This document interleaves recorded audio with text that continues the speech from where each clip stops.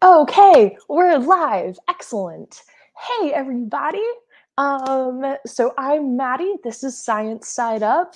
You probably know that if you're here. Thank you so much for joining me this evening. So, a couple things.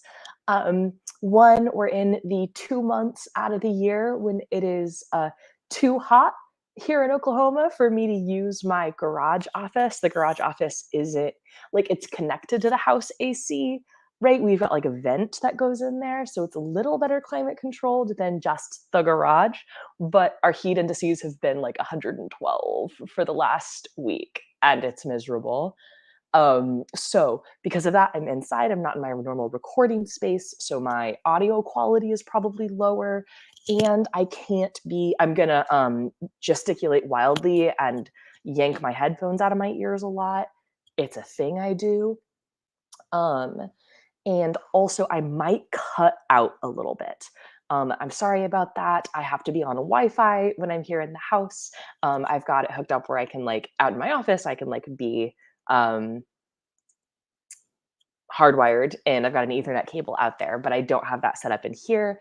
And I don't have a co-host for tonight. But that's okay. We're inside. And so we might have a science dog hop up on the couch and join us. Right now, Chester's laying on the floor right over there on a little blanket he's found. Um, oh my gosh, we've got Dan from Creation Myths here. Um, I see April Van Ryan. I've got Bent Hoven and Shipfish, lots of lovely people. Dan, if you want to hop in the stream, it's in the Twitter chat. Anyway, um, uh, yeah. Oh, okay, I just saw your message in Twitter, Dan. Sorry. Okay, and then okay, but before we get started, before I tell you guys, oh, sorry, my goodness, I'm such a good YouTuber. Let me tell you what we're gonna watch tonight. So I found the following video. I found this.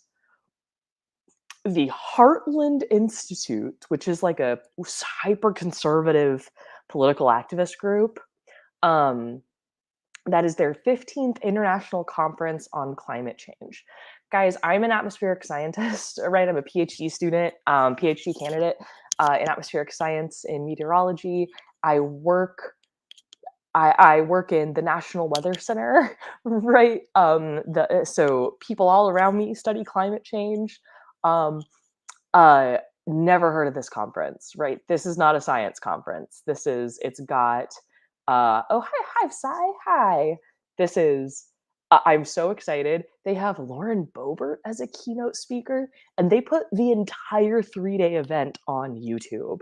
So that's what we're gonna react to.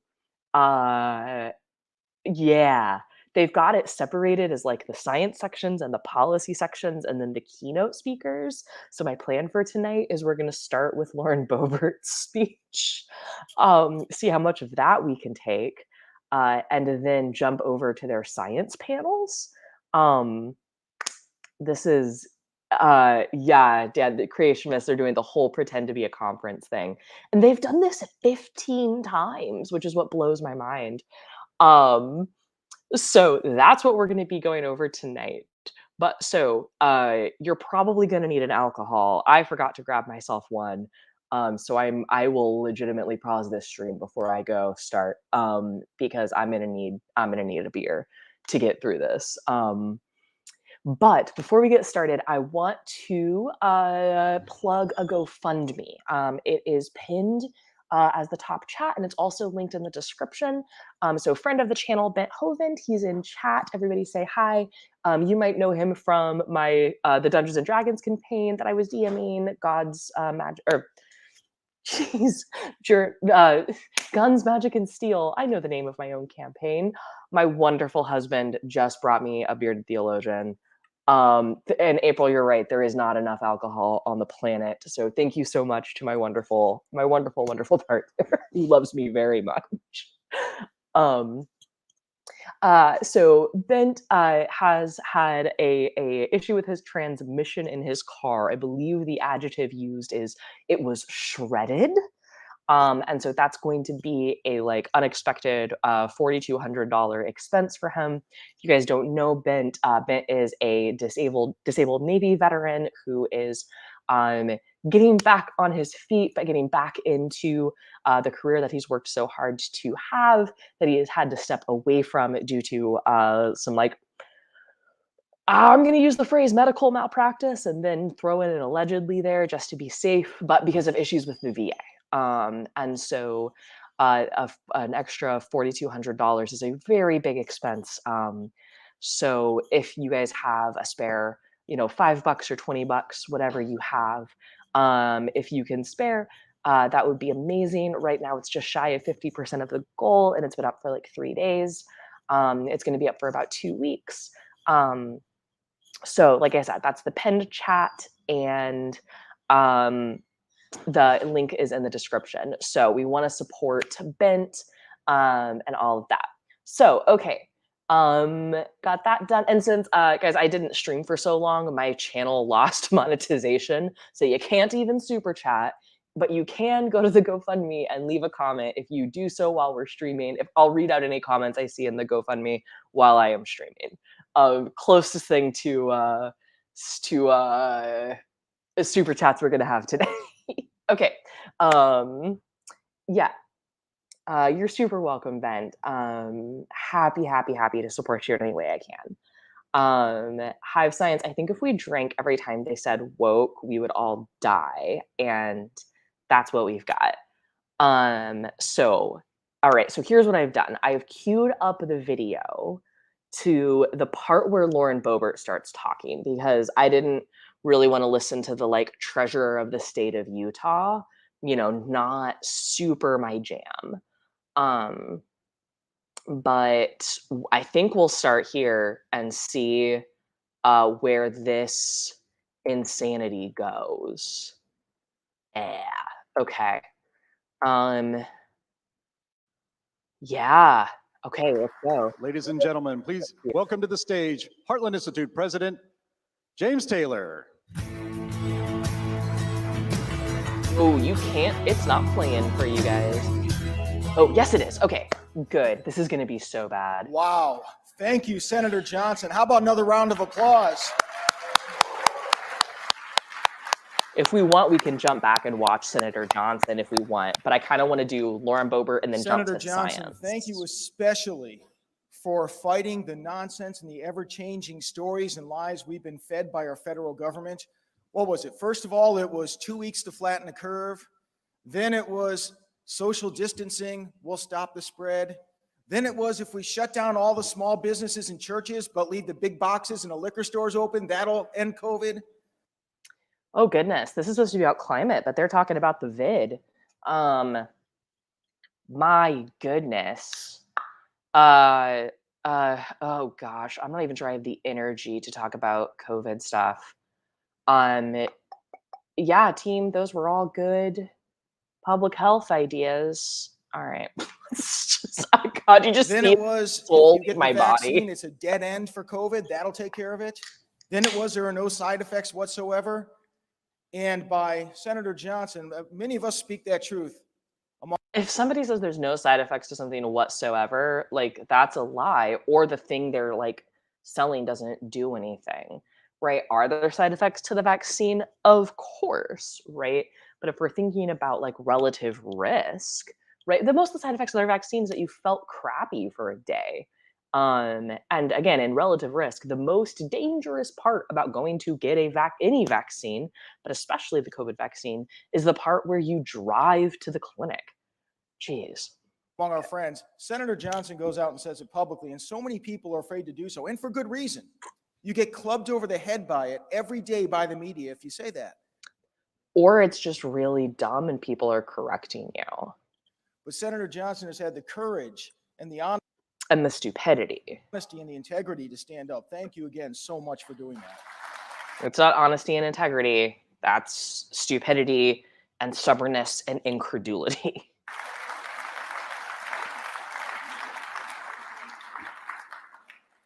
By the way, how cool is it that we have a United States Senator that is following and quoting Christopher Monckton? I don't know who Christopher Monkton is.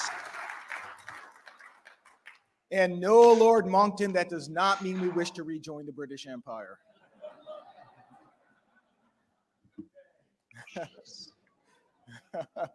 He thinks he's very clever. Leading up to the elections last year, I remember the speculation because Senator Johnson had made it clear that, look, I've done my service. I want to get back to my life. And it made many of us worried. And I guess out of selfishness, myself included, I'm thinking, come on, can you sacrifice just 6 more years? Skip ahead. Oh my gosh, you're Because not Lauren. whether Where is she? Democrat Here we go. This is what we want. This is what we want.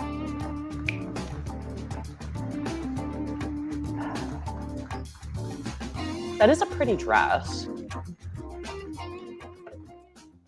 Well, hello, everyone. I am going to use a handheld mic because I am not full grown. They offered me a step stool back here, but I saw the handheld and said, let's just do this. I do want to start off. It was very wonderful to hear Senator Ron Johnson, and then even a lot of the questions that were asked in the audience.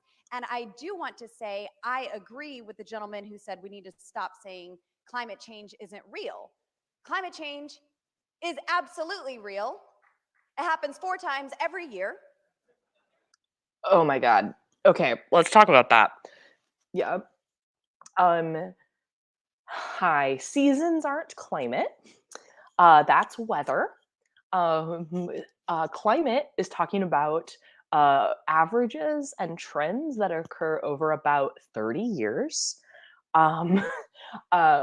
So like it gets cold in the winter is not a change in your climate. That's normal climate behavior, right? Climate change would be, say, 30 years ago, our winters were this much colder, or we got this much snow on average 30 years ago.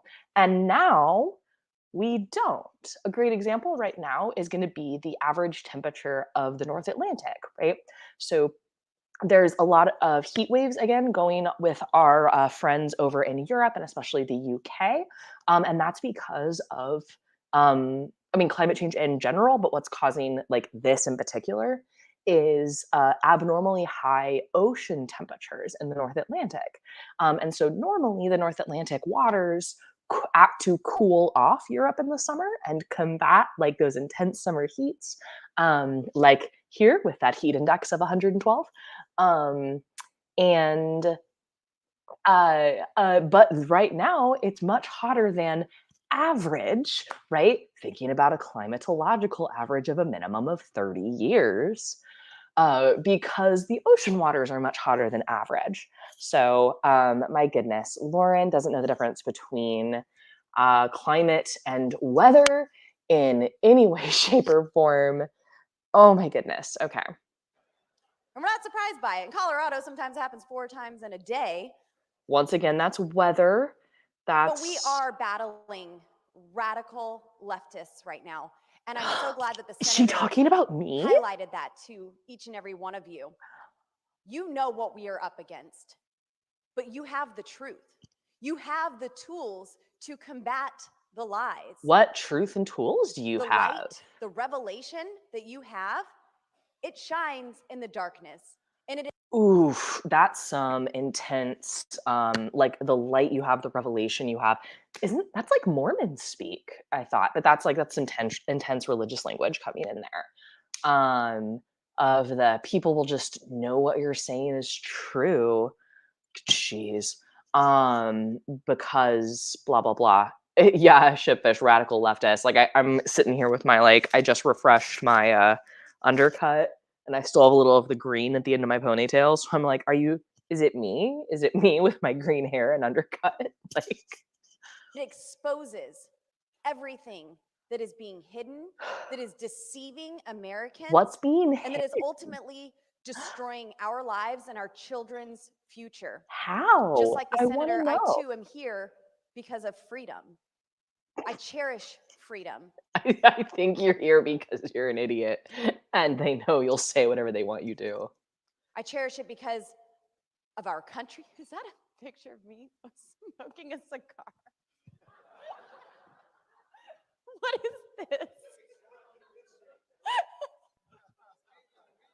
laughing at a joke we can't see. Listen, That's there's nothing adorable. wrong with having a cigar.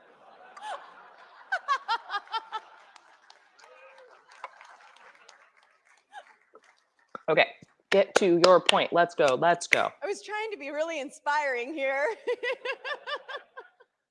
Praise the Lord. Okay. My aunt and uncle are in the audience. Please close your eyes and your ears. Your precious niece was behaving. I had a soda water.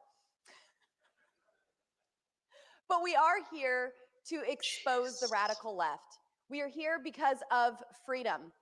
I don't love freedom simply because of my country, simply because of the Constitution, but foundationally, I love freedom Oof. because Nice, Jesus David. was sent to set me free. What is happening? This is supposed to be a climate conference. Oh. Oh my goodness. But Jesus is here to set you free, and therefore climate change isn't real? Is that what we're going with? Oh my goodness.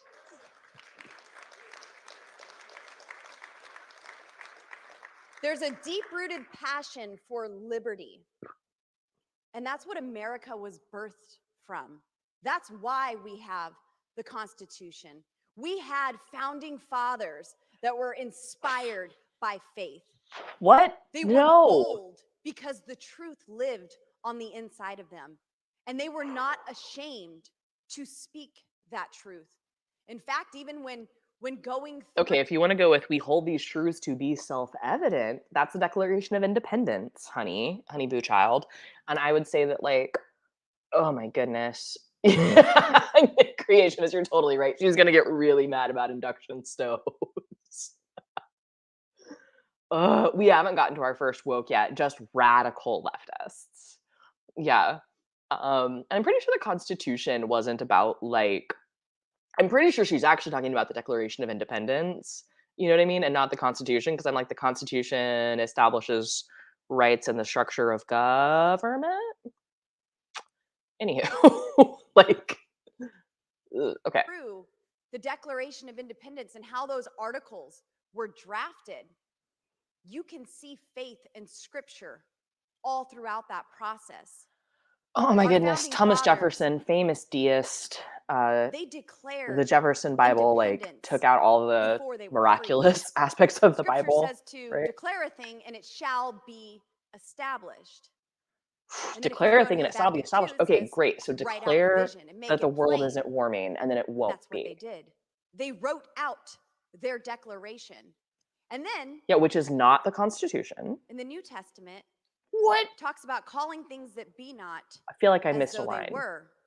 And that when you ask for something, By the way, all my scientist friends in the chat, can you imagine being like being at an invited talk at a science conference and saying this nonsense?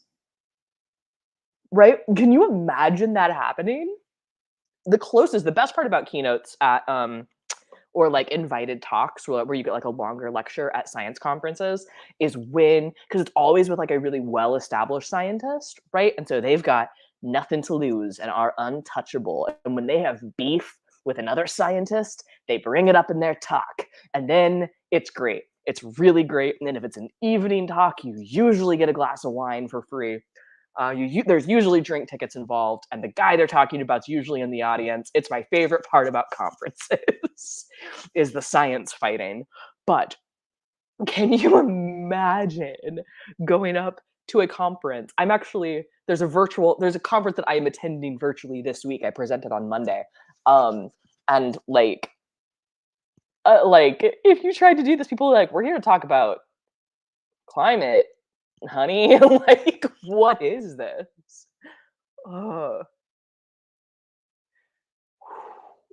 Science drama is delightful when you because there's like pray no for something, stakes, believe right? that you receive it. Well, what did our founding fathers do? They celebrated their freedom before they even went into battle.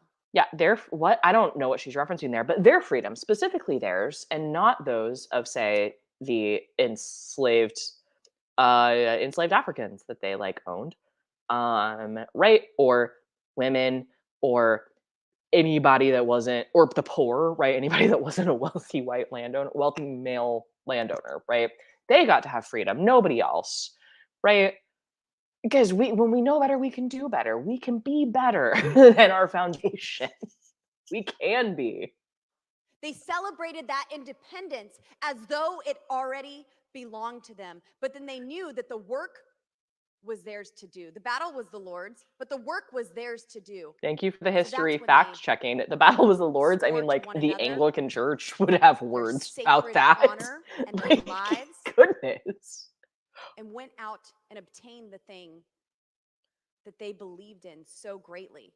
So- That is why we are here, because we have that spirit of freedom on the inside of us. And there are so many people who want to take that away. They want to take your freedom away. Cool, cool. What are they trying to take away specifically? Who is they, and what are they doing to go about that? Please let me know. Now, I enjoy Senator Ron Johnson's presence here, but also in Washington, D.C. He's one of the senators that we welcome into our House Freedom Caucus gatherings. We welcome him at the Conservative Partnership Institute because we know that he has a foundation of truth and that he is here for the right reasons. Right. And science also is a revelation, and then definitely not based on like data or the like life's work of thousands of people. Like I'm thinking about just like climate science, right? That's not what science is based on. It's definitely based on revelation of the truth, right?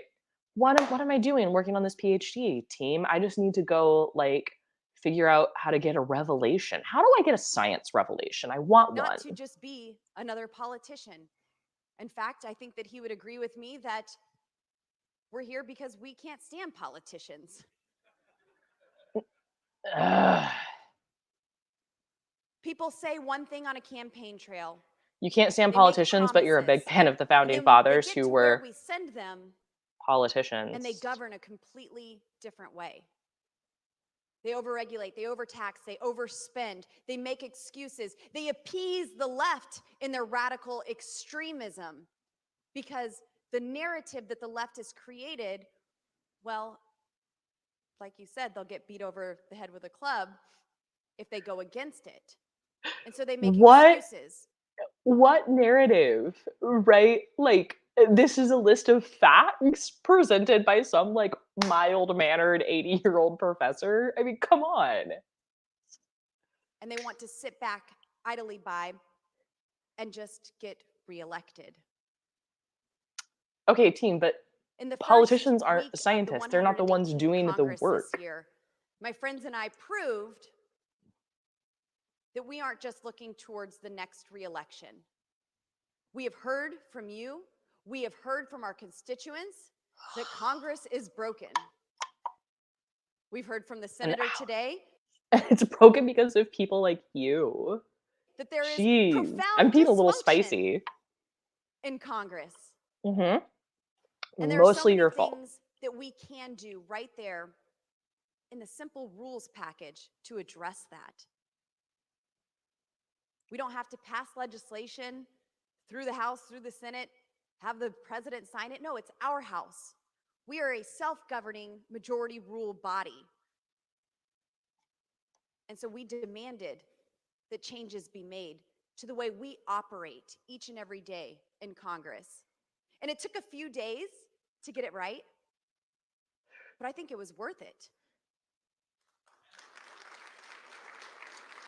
Oh my gosh, I'm sorry, I'm so bored. I know it's like if I cared about no, it's not that if I like I'm sorry, the procedures of the House, like that's her big win. I don't even have an opinion on that. Like Now, some of the concessions that we were able to get through this speaker battle are already running. Oh, this is her talking about how they, oh my gosh, the Republican Party. So this is from February of this year. So this is talking about how they couldn't get the speaker nominated. It took like how many votes? 12 or 14? Um, yeah, oh my gosh. So she's like fighting her own party, which is, it's kind of funny. Day. We are already debating amendments on the House floor, something that hasn't happened in about 10 years.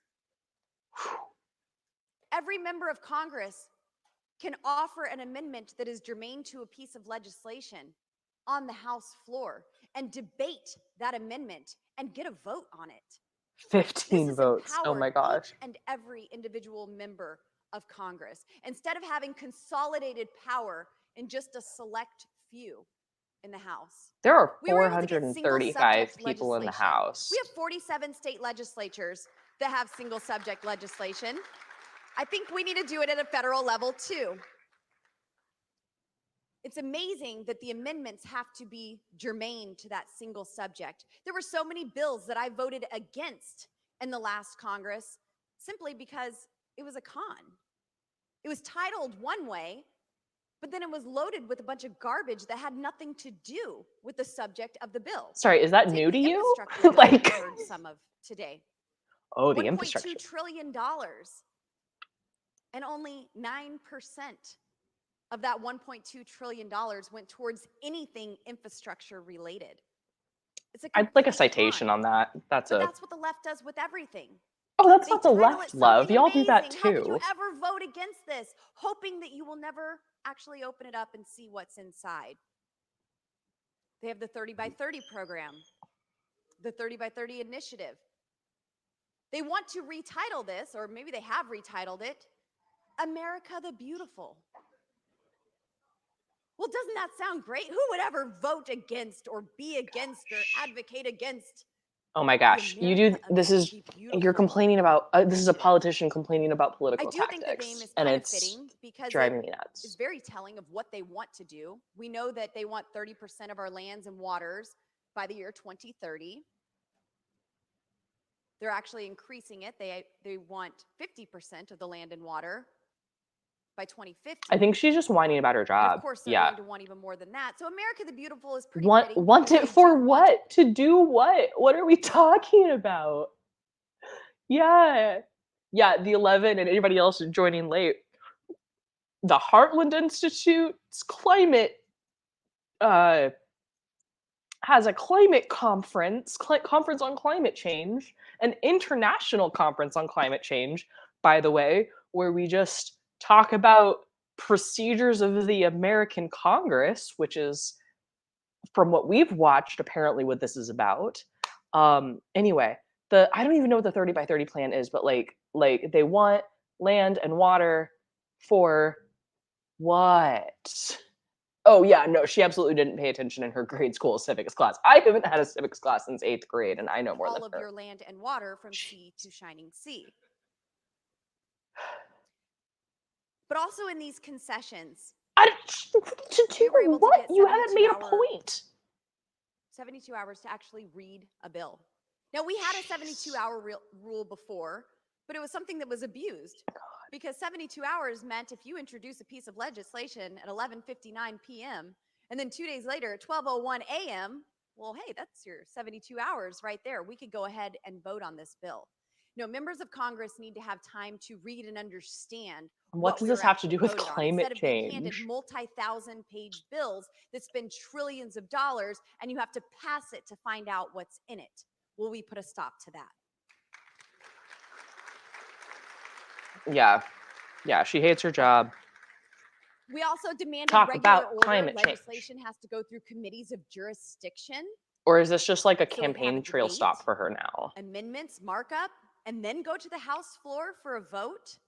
Often Nancy Pelosi would bypass committees of jurisdiction. The 11. So the Heartland Institute is a like hard right-wing like political group. Now I served on the budget committee, and this is a climate deny. They're actually when I went home and told him I was a science to the budget conference committee, is what they're doing. They're LARPing a conference. What have they done? But we had 2 budget reconciliations where we had jurisdiction over them. And Nancy Pelosi would bypass the budget committee and send the legislation straight to the House floor for a vote. Yeah. So we demanded that we actually follow out this process. We want 12 individual appropriations bills where we will be able to address inflation, government spending, Which and in my defund lifetime has every increased woke dramatically program more under that is Republican currently leadership in than our federal Democratic. government, piece And by there's a good piece. point back there that was like, we have like, gosh, sorry, this is not a politics channel. I don't know Now, what I was these 12 expecting when Lauren individual Boebert came on. appropriations I bills thought she are would try to talk important about climate because they change put it in because this is a to the conference on climate change. horrible omnibus Ugh. bills that are forced on us right before Christmas, in the middle of the night, 24 hours to vote on it. It's 4,000 pages, spends trillions of dollars. We put a stop to that. And the best part is my colleagues in the Senate, well, we've empowered the Republicans who are in the minority because the Senate has to comply with our House rules with legislation. So I think what's happened They here have is to that like send us Lauren Boebert single has realized subject that legislation, like amendments as that are a germane. We need she was as 72 a hours to junior read a bill. congresswoman, she has 12 like individual very little appropriations power, requests or bills, right? And is like, I found and one no place where I can omnibus have bills. power. My expectations were way too high for Boebert. 11. You're absolutely right. Now, a lot of people thought that this was chaos, that this was dysfunction. Yes, it I'm a was. mom of It 4 was boys. hilarious. I know chaos. I know dysfunction. Oh, This was she's the mom anything of but boys, that. though. Is she a boy mom In though? fact, this was the Oh most my gosh. effective I have seen Congress operate since I've been there. You've been there for We had 2 years. 434 members of Like, Congress together in the oh. House chambers, something I had not seen before the speaker's race. Is that because you weren't We showing were up to do your debating job? the issue at hand. I mean, I'm just saying. We were engaging with in conversation. Guys, I don't with know our anything colleagues about, on both like, sides of the I'm not a aisle. political science person. I'm a Relationships science were created, person. So I'm just relationships making fun of her. strengthened, and at the end of this, Nothing the I Republican Party say here should be taken as came like a out of it claim. more united and stronger than ever. I believe You're that more what united we while you're did talking about the even leftist empowered Speaker extremists McCarthy trying to do take a away your gas stove. We fantastic haven't gotten job, to the and gas he stoves has yet, every but ability we'll to see. be an Or amazing induction stoves, speaker sorry. because of the concessions that we were able to receive in this. The concessions you're able to receive from your own party. Right? Like, let's be Yeah, I know very we're here clear. to talk about She's energy, fighting her own to party. talk about climate. I'm proud to serve on the Natural Resources Committee. Oh, But that's before I get upsetting into to me. that, I do also serve on the Oversight and Accountability Committee. I've left the Budget Committee. And it's amazing. It's funny to be a because part you were of a so committee bad where at it we and made can such a hold problem the that you're federal now on a different government committee. accountable. We were able in the concessions in our speaker's race to even create some select committees, like the weaponization of the federal government special select committee. This is so important right now because your federal That's the government funniest thing I've ever has heard. been Okay. weaponized against you. Fear And we have the gavels in the House mongering to much? have this oversight, to issue subpoenas.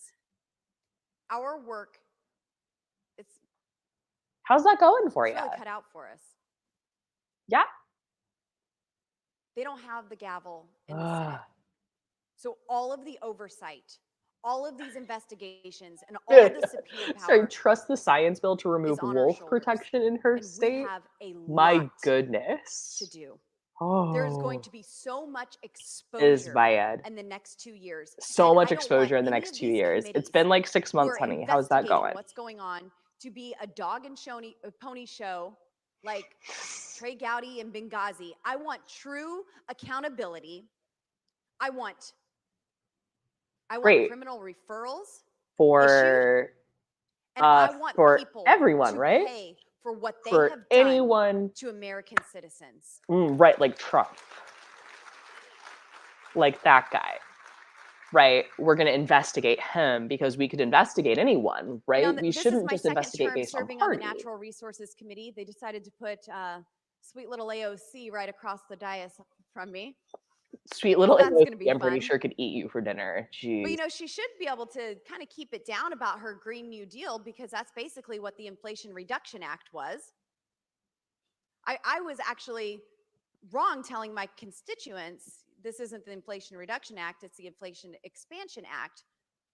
But it's really the Green New 11, Deal. absolutely. We have hundreds of Yeah. billions of dollars going towards Green New Deal Okay, subsidies April, thanks for and lurking. programs. This is the Green New Deal with a different title. So I'm happy to have these conversations in the committee and actually have real hearings. In the last Congress, we spent 2 whole days debating Carol Baskin's big cat bill.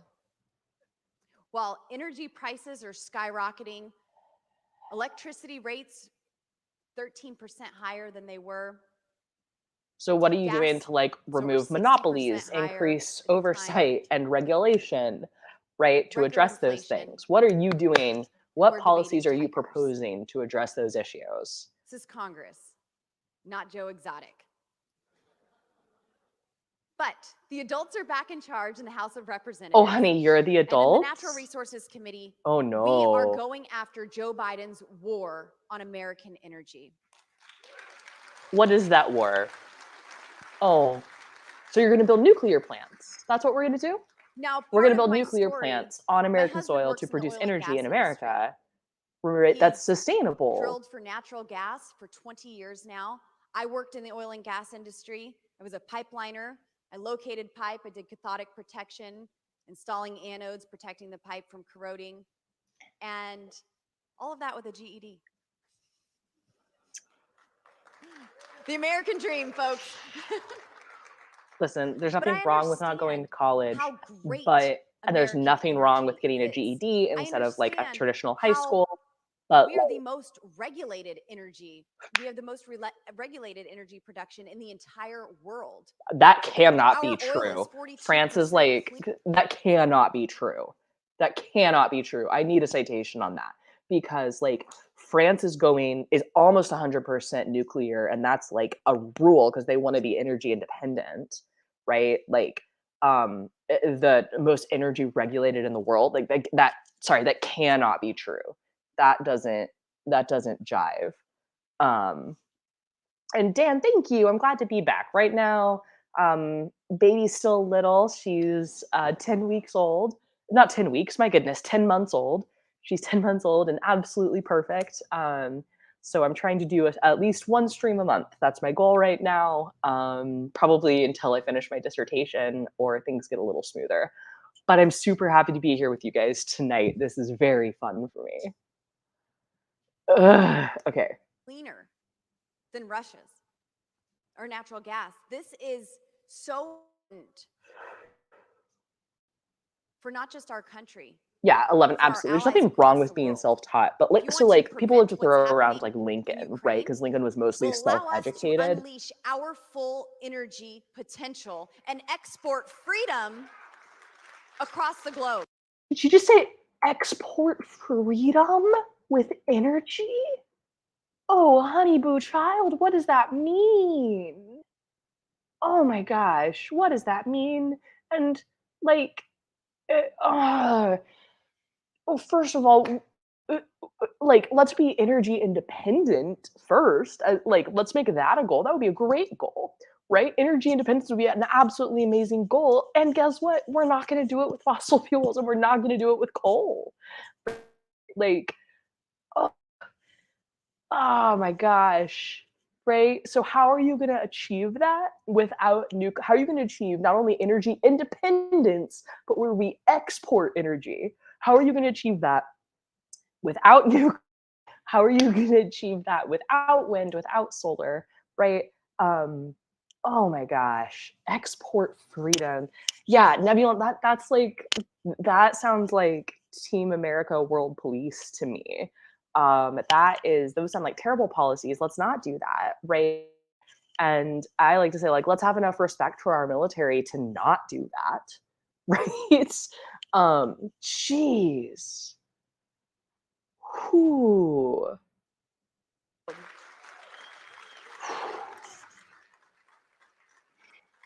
On day one, Joe Biden, he canceled the Keystone XL pipeline, killed thousands of jobs. This would have created 83,000 jobs, exporting oil from Canada to the United States. But the He issued pipeline, wasn't that moratoriums, like no bans already on fracking. done? Like the Canada end had In already Colorado, backed we are out. feeling this. Everywhere I go, everyone talks about affordable housing. Will the federal government do something about affordable housing? No one can afford to live here, and we can't get the jobs that we need, and we can't get the work done. We don't have plow drivers for I-70, and we have records amounts of crashes every time that it snows because we're supposed to have 11 plows out and we have one. Okay, so But what are no you one doing can to fix afford that? live here. Can the federal government do something? Yes. Bring the good paying jobs back, because our communities in Colorado have been regulated into poverty. Regulated pushing into oil and poverty, that's gas what you're going out, to go with? closing down How our is coal increasing plants. oil and gas Has going arguably to the bring cleanest coal hire in the world. 10 snowplow And they're drivers? completely attacking it and want to subsidize wind and solar to replace it. And it will never produce the amount of energy that our So let's go with nuclear, right? Also, would love to see data on the produce, right? Because the concern, people are like, what do you do when it's not windy or when it's right? Like that's what batteries are for. Jeez. Anywho, coal does. Good thing Joe Biden says oil has at least 10 years left. It's good news. yeah, This is an attack produce on our plenty, problem is intelligence. storage. Absolutely. This is And an I have attack like on our friends work, who at least know from on like what when we were can in produce. This is college what makes at us MIT, they were successful. doing Our lots of like resources also my that we are engineering able friends were to doing research on produce energy and export, storage. utilize. Joe Biden drained our strategic petroleum reserves in the name of an election. He, first of all, he That's an didn't drain them, absolute and he did it to disgrace. lower gas But prices. House Republicans are on the ball, and we've already passed legislation to say no executive can ever drain our strategic petroleum reserves again when there is no emergency. An election is not an emergency. I mean, like the people gas, right? Like that was a problem. Joe Biden has That was a locked up thing so your much of our land and constituents would so have much of our been country's mad. resources with a stroke of a pen. Are you gonna Congress, complain about executive orders? Because we can look at Trump's executive orders. Like I think I certainly think that like executive orders carry too much power, right? It's too much of a shortcut. Stacks of bills, stacks of executive orders. But I mean, like, and again, signs them how when he many did finally Trump his sign pen. to? This isn't a like Democrat or Republican problem. But This is a general problem, It's right? Not a Joe destroying Biden. so much of our capabilities. And this is what the left always does. What's the left Biden will count? I don't know. We create should have gotten a Biden count. crisis from their bad policies Their bad policies, and address like the symptoms of how that the Trump crisis administration didn't have a at your vaccine expense, program. taxpayer, and then they claim victory. But it's their policies creating all of these crises that we need to address. There are so many April, beautiful no, things that we I can't live do through when Order it comes 66 to again. Our energy, when it comes to our environment, none of us want dirty air, polluted Yes, air, nobody dirty wants water. dirty air. No, So what are you we doing want about clean coal air, plants? clean water, healthy forests. We Are hear the things we left want. clamoring about carbon all the time. Well, in the West, there are 6 billion standing dead trees. The left won't let us harvest them. They're all creating a massive tax waiting to ignite. In 2020, in my district, which is about half the state of Colorado, we had 3 of the largest wildfires on record. Which is a prediction of change, just so you know. I don't know anything about these standing dead trees, but I don't I don't know anything about that. That's like they want to talk about carbon, but dead trees, right? When like the frequency and intensity of wildfires is absolutely, again, predicted by climate change, by a warming planet. Jeez. Now, just one of those catastrophic wildfires emits more carbon emissions in a few short days than every vehicle running in the state of Colorado 24/7 for an entire year. If you're serious about carbon emissions, allow us to manage our forests.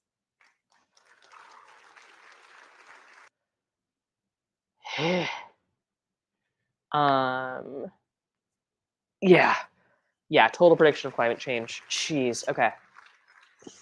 Healthy forests means healthy watersheds. So many of us on the West have been impacted by severe drought. Colorado doesn't have a water problem. Which is a product of climate change. Jeez. And yes, local management of natural resources is incredibly important, but what in the world is Lauren Boebert here doing, right? Like if she was proposing legislation that would produce like clean water, clean air, right? Those are the same policies that reduce carbon emissions. So what where is the disconnect? Right? Like what's the problem?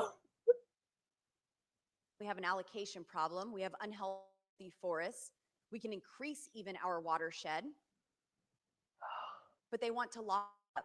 I battled Lock all of what up? Congresswoman Diana DeGette and Congressman Joe Neguse many times on the House floor in the last Congress for legislation that they've been trying to get passed for 10, 15 years. That does Joe what? Neguse has the CORE Act, wants to lock up over 500,000 acres in my district, designate it wilderness. So we are unable to. That Diana seems DeGette, same incorrect, thing. right? Because like national parks are managed, right? Like the forestry service is a thing that exists. Yeah, so like expand between forest land. I don't. It's not like we're gonna. She's acting like she's acting like it, I don't know what these policies are, but like designating like something a protected wilderness doesn't mean it's an unmanaged forest. Like I don't think. I mean, I'm not a member of the Forestry Service, but again, the U.S. Forestry Service exists. What do they do if not manage U.S. forestry? I assume that's what they do. To get about 700,000 acres in my district that they want to lock up, about 1,000 miles of river in my district that they want to designate wild and scenic. Yeah. So you can't develop it. Now, how many of you are familiar with the city of Denver? Great, many of you. So in Denver, we have the 16th Street Mall. Diana DeGette represents Denver. If you've been down there, Do you not like 16th Street Denver? Mall isn't really the safest. It's not like a double-gated community. But I told her, I said, listen, how about instead of locking up our land in my district and our river? And that doesn't mean people can't go there. Do you think people don't visit national parks? Like, you can go Why don't you there. focus on yours before I introduce legislation to designate the 16th Street Mall as wild and scenic? It is pretty wild down there. That sounds very stupid. And it sounds like she thinks she made a point. And I'm struggling to figure out the point she thinks she made. Because one, logical fallacy, whataboutism, that's a fun one. Yeah, what point do you think she made?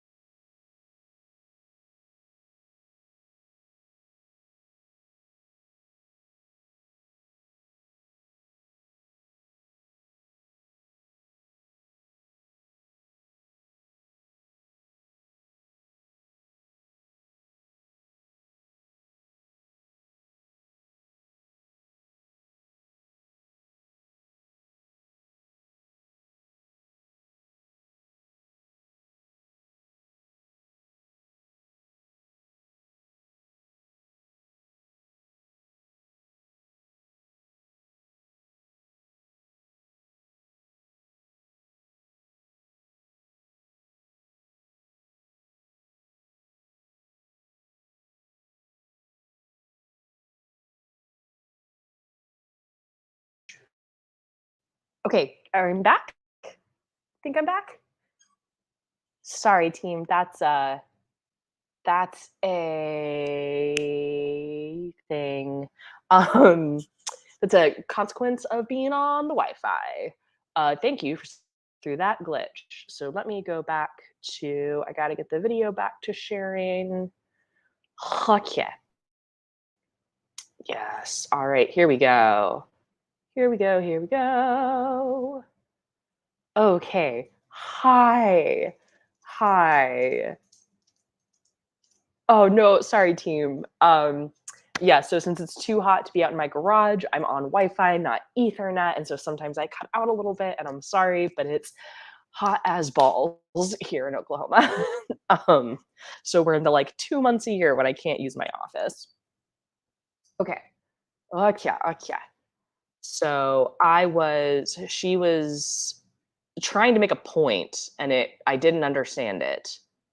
That's where we were at.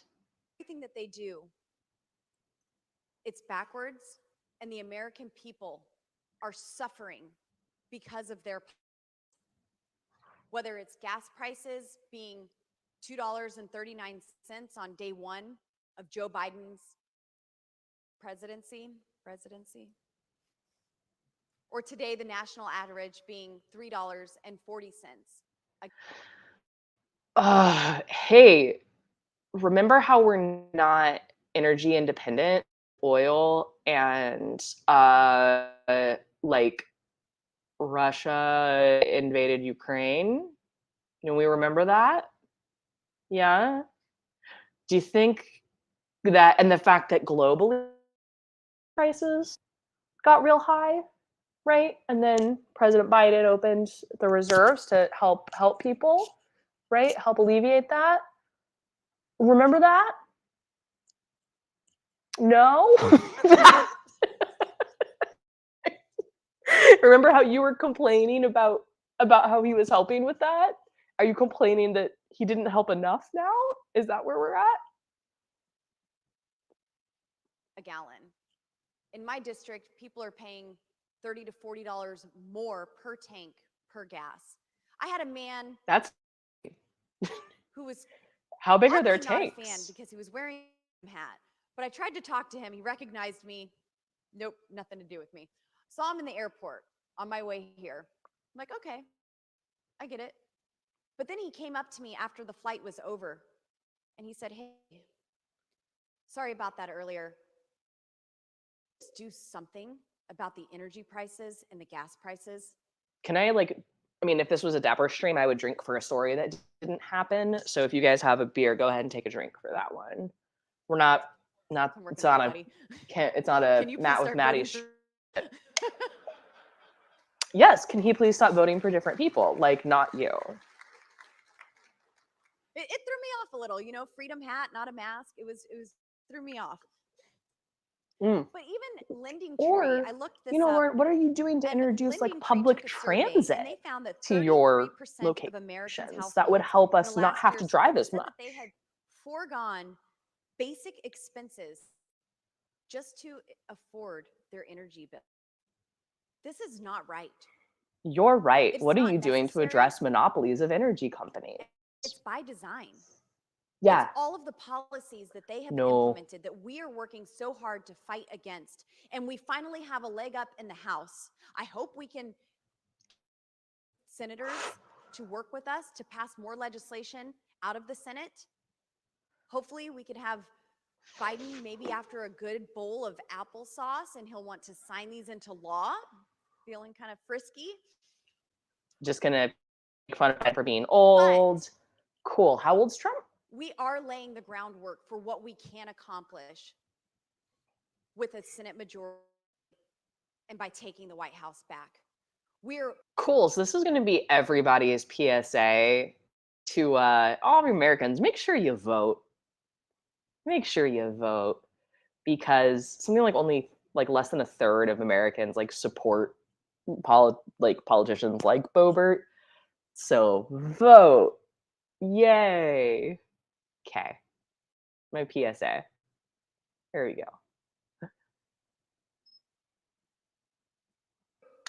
laying it all out there, saying Republicans do have a plan. In fact, we have about 222 of them on most subjects.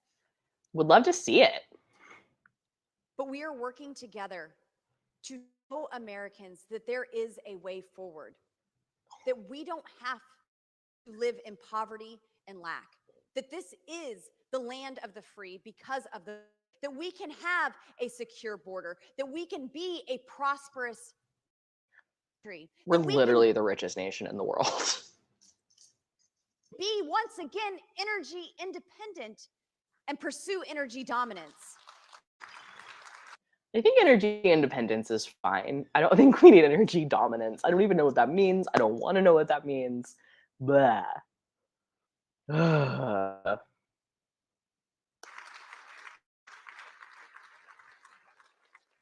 There's legislation that I have passed, my American Energy Act, and this helps streamline the drilling permit process. Joe Biden No. canceled. Dude, here's the thing, right? Oil companies are sitting on unused permits, right? Every major oil company has a stack of unused permits that they're not using, right? The problem isn't that they need permits, right? That's not a problem. That's not like that's fiction. That's fantasy. I don't know. Anyway. Permits and leases. In Colorado, they were already doing that at a state level, but we had the federal lands Yeah. to lean on. Again, until Joe sitting Biden on showed up. permits.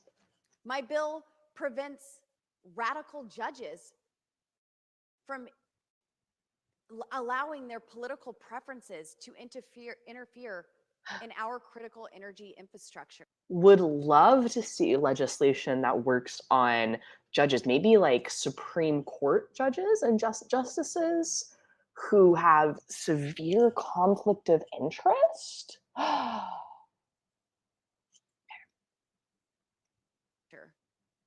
These are all common sense approaches. No, Every time they a show that you Democrat don't speaks understand the up in the problem. House, they want to say, MAGA Republicans and extremist Republicans and radical Republicans. Yeah, that's an just want people to oxymoron. be- Oxymoron, sorry. That's a redundancy. Right. Anyway. To be able to live their lives and not have overreaching governments stifling everything and choking out all possibilities. Cool. Would love small government. Let's start with women being able to make their own healthcare choices. That doesn't seem like something a small government would be involved in. To live their very best life. I don't think that's very radical. I don't think that's extreme. I think that is the American dream. And Which is not what you're doing. that is what we continue to fight for each and every day. False. It's why I leave my 4 boys and my husband every day to do what I'm doing. Is she still married? I mean, that doesn't matter, but like, anyway, it doesn't matter.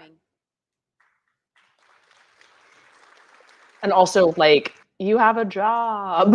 Like, that's called having a job, honey. Like, I do not want my children to live in a socialist nation.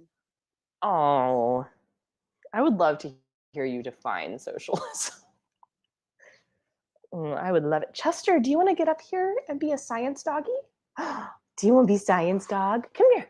Come here, come here, come here. So handsome. It's so good. Oh, there's my good boy. We got a science boy. Okay, I'm going to leave it big so you guys can appreciate how sweet and good and handsome my dog is. Yeah, you're so good. I want Hear me get mad to at the be computer. able to support their families. Did you hear me get To mad not at the have computer? government getting in the way of everything. Mm. Our government is so overgrown. Our agencies are so overgrown that they don't even want congressional oversight. Congress created you. You don't want Congress funds congressional you. If oversight. That Congress sounds like can't big have government oversight, to then me. we had a problem. But also, Same. we did get another little concession Hey, buddy. called the Holman Rule. And the Holman Rule allows us to go after the should-be term-limited bureaucrats individually and target their salaries. I don't know what that means. I don't know what that means. Talk about power of the purse. Can you imagine if we would have had that in place and able to use that when Anthony Fauci was doing what he was doing, the highest paid bureaucrat in our federal government? Oh my gosh. Oh my God. Oh, you just want to be you want to be able to fire the guy in charge of our COVID response because you want to get a haircut? Jeez, I'm so glad you weren't in charge. I'm so glad you weren't in charge. So many more people would have died. Gosh. Jeez, that made me mad. Earning more than the president of the United States to go in and say, hey, buddy, I think it's time for a federal minimum wage for you.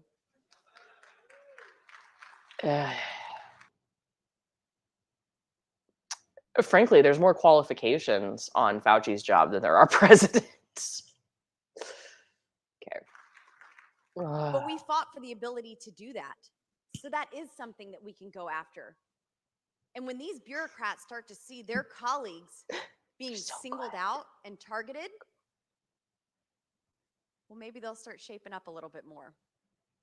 And maybe we should have legislation. Or maybe we're going to get to way term limit less bureaucrats. qualified people in those positions that require a high degree of qualification. So the people she's talking about would be But I want to like thank you guys so the head of NOAA, right? Yeah, like the head of, you know what I mean, or the head of NASA, right? By the way, if you're wondering what Chester is doing right now, he's a very good boy, but he gets very nervous, and when he asks for pets, he's like, I really want to be pet, but don't perceive me. And so he's doing this thing where he just very decisively does not make eye contact, because he's a nervous boy. He was a rescue. We got him when he was 5, and are you 8 now? You're so big. Sorry, I would rather talk about my dogs any day of the week than whatever nonsense Lauren Boebert. Yeah, and Silver Hollow, is she the keynote who signs her paychecks? Earlier, she was talking about how much she hates politicians, right? Like, you don't want to do term limit. Like, once again, like, what in the world is a term limit for, like, again, like the PhD scientist who is in charge of the National Oceanographic and Atmospheric Administration, right? Like, what does that mean? You know, I don't, goodness. And you want to advocate for that and not term limits for like senators or Congress? So much. It truly is such an honor to be here. It was great to sit in Alex Epstein last night. All right. When it comes to energy and energy policy. Cool. Okay, so like you could maybe understand why politicians were invited to this, because this is, let me show you what else we've got on here. This conference, this LARP of a conference, has it is both science and policy, right? So you could imagine why, like, so if I was gonna put together a conference, a climate conference on both the science and the policy, right, then I would want to split my keynote speakers between like policy makers and scientists, right? And this, you know, but it looks like we mostly have politicians. Though I don't know about this, their keynote from this Saturday night, which was talking about pros and cons of taxing emissions of carbon dioxide. Like if that was being held in, like, I would be fascinated by an actual like look from maybe some like economists of like, hey, how effective are these policies? You know, yes, you're a good dog. I know the internet to perceive you. I know it's hard. It's hard. Anyhow, okay. Yeah, one of the worst people. Absolutely right. Okay, team. So I think we are like, this is a good little break. I'm gonna get another beer and take a bio. And so when we get back, we're gonna jump into that science track videos because I want to see. I want to see what their science is. I'm very excited. I think it's going to be awful. So let me put my intermission video up, and we'll be back in just like a minute or two. Not very.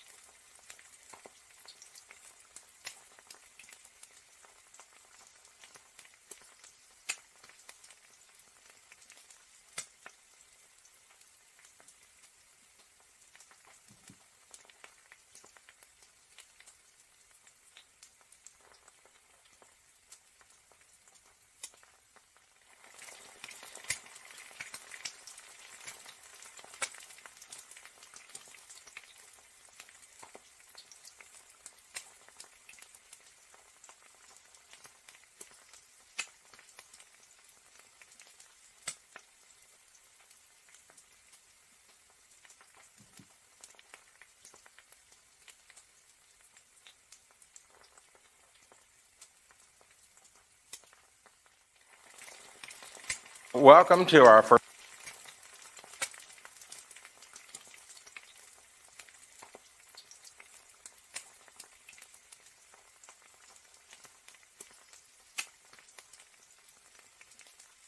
Welcome to our first panel for today. Today's panel is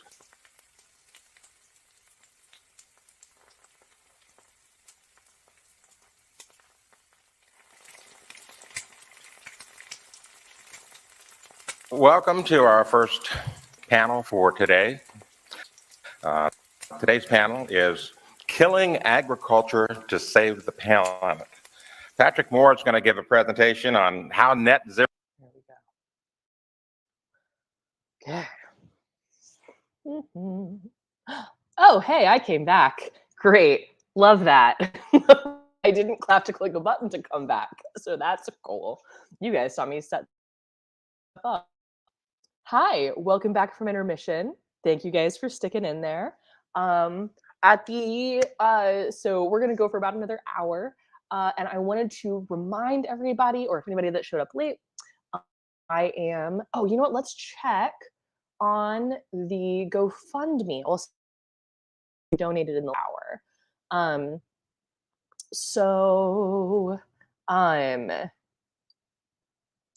Yeah, so I just want to go ahead and plug not anonymous donations in the last hour. So thank you so much for anybody who donated. So I'm plugging a GoFundMe this evening for a friend of the channel, Ben Hovind. He had some unexpected car repair, a pretty hefty car repair bill of a little over $4,000. And that just popped up unexpectedly. Bent, and just again, friend of it is a disabled veteran who is working very hard to get back on his feet and back into a career he's worked very, very hard to have. And unfortunately, due to medical issues that were exacerbated by lack of care from the VA, had to leave that for a while and is trying to get back into it. So Bent has our absolute support, and hoping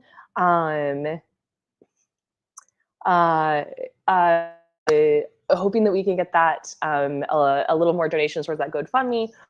So I don't have super chats on this channel at this point, but if you wanted to like show your support monetarily, going over to that GoFundMe, it's in the description and is the pinned comment. That would be great.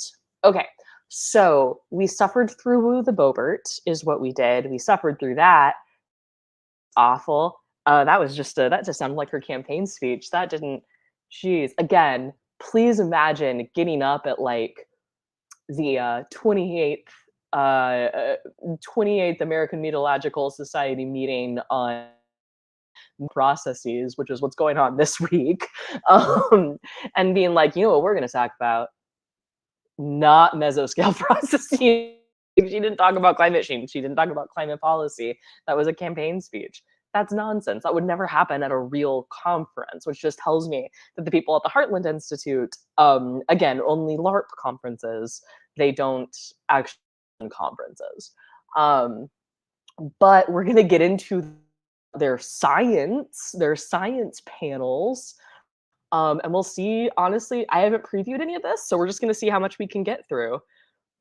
That was the wrong button that I just clicked. It's cool. Yeah, she's absolutely doing a don't look up. Yes, absolutely. Absolutely. Okay. All right, so let's pop over here and hit play. Zero is killing whales and betraying the Greenpeace. Gregory Wrightstone will present on America's breadbasket and climate. Cool. And David Legates will talk about the link between nitrous oxide and agriculture, which that's a new topic to me. I've never heard of that. You've never heard of nitrous oxide in agriculture? Oh my gosh, I don't even say sols, and I know what that is. That tells me you're grossly unqualified to be talking about climate change. Jeez, we'll talk about NO2 when it comes up. Each of these men is distinguished in their field. Each of them has a long history of speaking truth to power when it comes to climate. I don't like you. And they're going to give you some very interesting facts this morning. So without further ado, I'm going to start with the first panelist, and that's Gregory Wrightstone, who is president of the CO2 Coalition. Okay. I don't know who this guy is. That's okay. I don't even know what the CO2 Coalition is. Thank you, Anthony. I'm height challenged. Ooh, I'm going to make a prediction. I'm going to make a prediction that like more CO2 is good actually because it's what plants crave. This down. Let's see. So we want to go next. So this will be climate in the Midwest. This is the third planned paper that we have on state and regional initiatives. The first two were on Pennsylvania. The second is on Virginia. This is on the Midwest. We're planning a whole series of these. Okay, no, hold on. We're back that up just a second. Okay. Pennsylvania's regional greenhouse gas initiative relies on faulty data. That's the whole report. Okay. Papers we have on state and regional initiatives. The first two were on Pennsylvania. The second is on Virginia. This is on the Midwest. We're planning a whole series of these. This series was started in early August of last year. Pat Michaels was planned to be the lead author from this. He submitted an outline and a rough draft, and of course he had the modeling part way down. He came in the next week. We were supposed to flesh, and he said, "Greg, let's do this next week. I'm not feeling very well." And he went home, and you know what happened. This is what you're going to see today is my section of the paper on temperature and severe events. We published the final version here, hopefully within the next month or so. Oh, hey, Chris. And what we did was took a look at the national fourth assessment. This is the Midwest region that's shown here. And basically it overlaps what's known as the Corn Belt and the Soy Belt. And again, we have that region outlined in red that we'll look at today. And the fourth national climate. Okay. Fourth National Climate Assessment overview claims nearly all modern changes in temperature were attributed to the increase in greenhouse gases, in particular carbon dioxide. Extreme weather and other climate phenomena are increasing. That's a nonsense statement. And global action to significantly cut greenhouse gas emissions can substantially reduce climate-related risks. So actually, I think all three of those statements are misleading. Yeah. um, um, so let's talk about why. Let's talk about why I think all three of those statements are misleading. So all modern changes in temperature were an increase in greenhouse gases, in particular carbon dioxide. Okay, so we can break current climate change, right, down into natural processes and like human cause. So human caused is anthropogenic climate change, right? And so like there are certain cycles, like decadal cycles that we know happen uh, like in more like short term, that you can see. So you can see that there was like a dramatic slowing of climate change at the end of the 90s and the early 2000s. That was due to known decadal, like so decadal processes, so natural processes that have an oscillation of about 10 years, right? So I'm sorry, the CO2 Coalition was founded by Roger Cohen, director of the Theoretical and Mathematical Science Laboratory at Exxon. I'm just saying, there's a conflict of interest that, like, that conflict of interest just smacked me in the head. Jeez. Okay. And so the current rate at which global temperatures are increasing and have been increasing since the start of the industrial era, right, cannot be accounted for natural processes. So if we're looking at the increase over the last like 50 to 100 years, then the primary cause for that increase, and specifically that rate of increase, is attributed to anthropogenic climate change. And carbon dioxide is an important greenhouse gas in that. Methane is also important, right? Carbon monoxide also important, but like it's that anthropogenic climate change. Okay. This extreme weather and other climate phenomena are increasing. That's kind of a nonsense sentence because extreme weather is very specifically a weather phenomena, not a climate phenomena. These are two different things. And so I don't know what they mean by climate phenomena, right? Like a hurricane is not a climate phenomena. That's a weather process. And so like to me, that sentence screams either intentionally misleading or doesn't understand what they're talking about, right? In terms of like what climate, what changes in extreme weather are predicted by climate change. While those like what weather changes varies dramatically by region, right? And so you'd really need to dig into like regional assessments in the IPCC report for the specific area you're interested in. But if we want to think, the way to think about it is that in general, types of extreme weather events that a region already experiences will tend to become more likely. And overall, usually climate models predict that, like, so we predict that there's going to be more hurricanes, not necessarily that each hurricane is going to be more, like each hurricane is going to be stronger, right? However, if you have more hurricanes, you roll the dice more often. And so stronger hurricanes, right, like Cat 4s and Cat 5s, will happen more often because we're having more overall, but the probability of any individual hurricane being a Cat 4 or Cat 5 doesn't seem to change. Kind of the same thing with tornadoes. It looks like tornadoes are going to become more common and over larger regions, but we don't anticipate seeing a higher percentage of tornadoes being like EF5s or something like that. So a region like California is already prone to wildfires due to their drought rain cycle, and those will likely become more common, right? So it's things like that. And so it's very, very, very difficult and impossible, in fact, to say this hurricane or this specific event was caused by climate change, because we're talking about like the frequency of events. Anywho, okay, so that like sentence took me, I don't even know how many minutes to dig through, right? But that's what I mean by like that. That's not a good summation of the claim. Okay.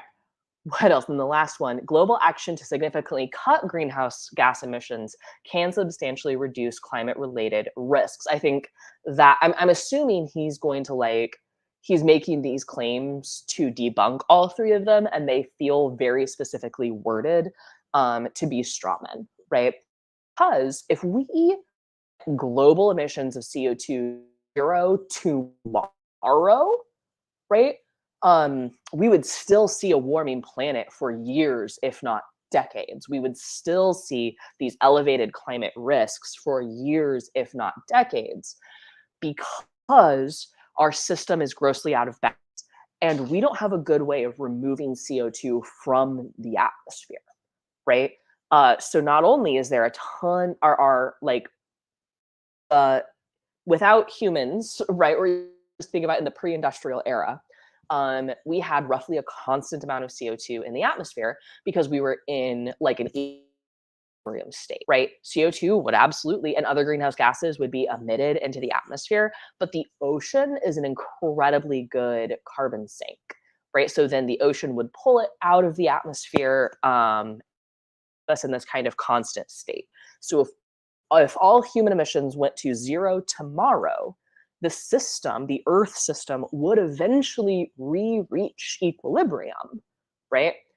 But that's not going to happen instantly. And so that's going to happen over, again, like a period of decades. A great example of kind of how long it takes atmospheric processes to get back to normally. People hopefully know about like the ozone hole that was over Antarctica, right? And that was under like the Nixon administration, and it was because of a specific aerosol, like what was that, chlorofluorocarbons, that was in like hairspray and other aerosols. And then we're like, ooh, shoot, there's a hole in the ozone layer. That's going to be a problem eventually. That's going to cause bad things. We should stop pumping this type of aerosol into the atmosphere, right?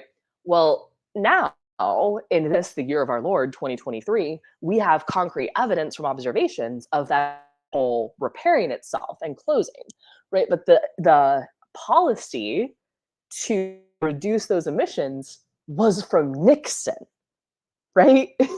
So it's been what, 50 years for the atmosphere to like heal itself, right? So what we're talking about with like cutting CO2 emissions is we're trying to give the Earth a chance to get back into equilibrium, reset itself. But cutting all emissions tomorrow worldwide doesn't fix the problem tomorrow, right? We are going to be living with extreme heat waves and drought and wildfires probably for the rest of my life, right? Like we're in it. You know, what we can is not make it worse and let the system try to fix it.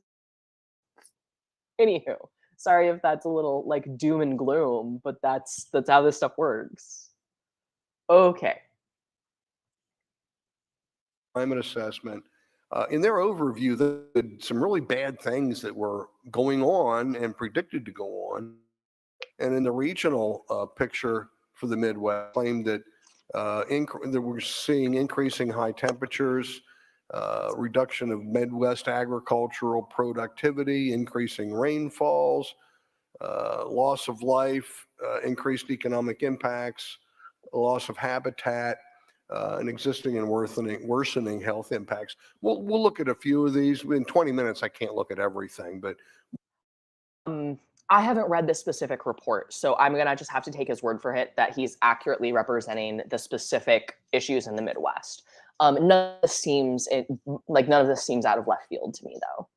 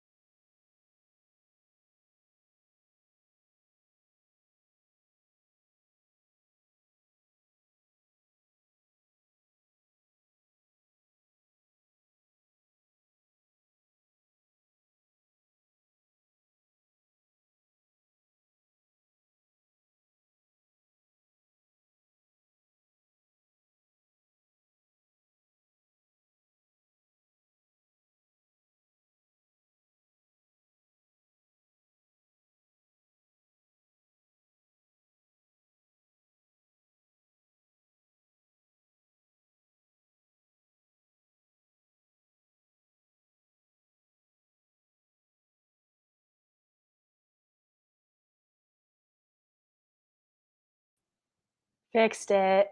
Sorry, team. Maybe before next month, I'll try to buy big old Ethernet cable that runs into the other room. I don't know why it's crashing. I've got full bars. Like my Wi-Fi is showing a full signal, but sorry. We'll go with the stupidity of the stream crashed again. I like that. Okay. So I was getting a little upset at his graph because he's not showing what we normally show. Which is temperature anomalies. And there we go. That's what we want to share. And so temperature anomalies show us how different is the temperature from a clinical average. And I also, okay, this is his June from August average temperature. So I'm guessing what this is taking that orange in the background is, I love that he just took this from NOAA apparently, but then put the CO2 coalition on it. Okay, and so I would like to know what region this is. I know it just says Corn Belt, but like I'd like to know what that is. And I'd like to know, is this the daily average temperature? Taking the daily average temperature and then that averaging that number from June to August. So like taking that, like, that's fine if that's what it is. I just would kind of like to know. And I know like the thing he's going to say, like CO2 is going up, but the average here is summer average temperature in this specific region is relatively steep. And I mean, I'd love to see a trend line on this. I'd love to see this presented as anomalous, right? But even if the claim he's about to make, which is, look how stable temperature is true, like, okay, but that's for a region, right? Which doesn't match things we know about like the whole planet. So this is from Europe though. No, okay, so the CO2 data is from Europe, from the European Environmental Agency, but the temperature data, NOAA, that's kind of funny. And it's from 1895 to like 2023. I don't know if I could recreate this plot, to be honest, because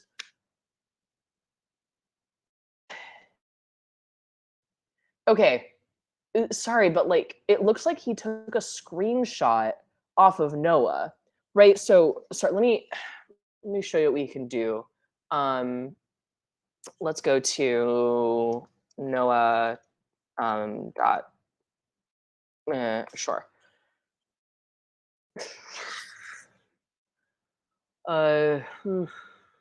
Climate data online, data tools. So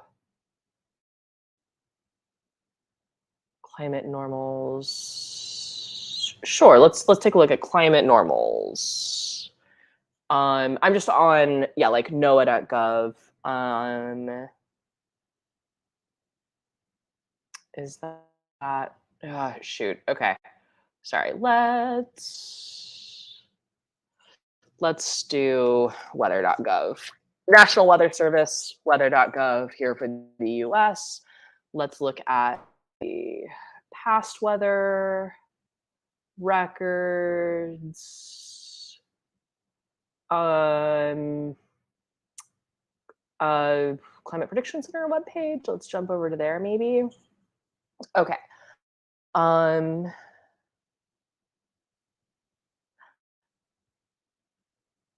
Sorry, I'm like, oh, I know that where this, I know this data is on like NOAA, and it's just gonna, NOAA's a big website, it's a big agency. Okay. That's that. Can we get a quick,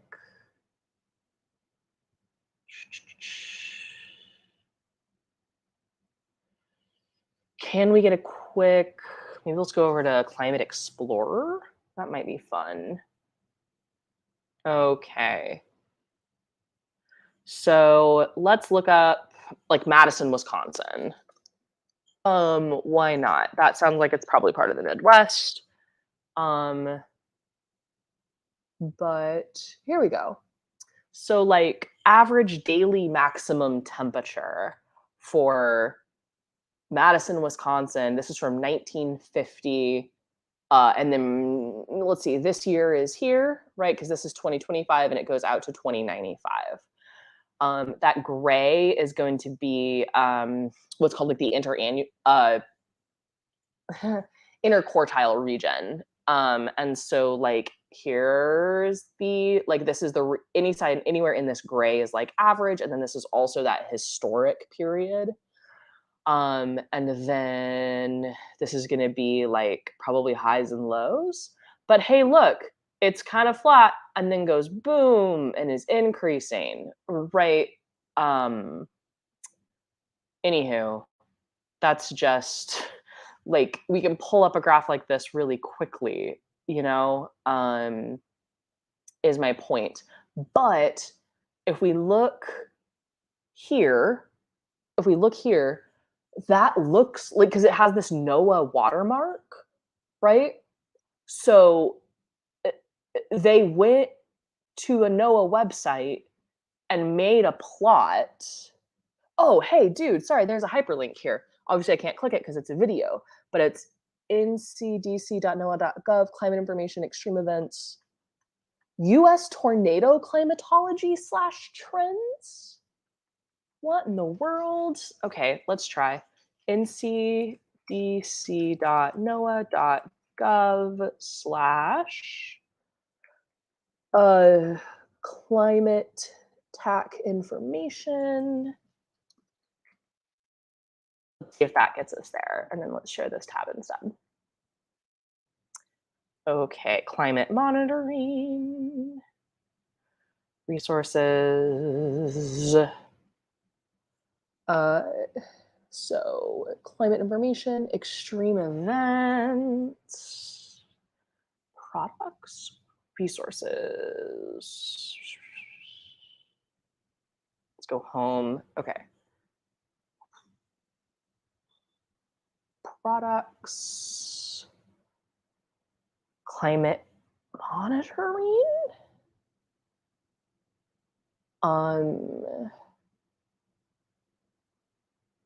Weather pattern products. Let's see. Hey, Jonathan. Sorry, excuse me, guys, while I try to dig up where they made this plot, because I think we could recreate it. Extreme events. That's what we're looking at. Climate monitoring for extreme events. Okay. Data records.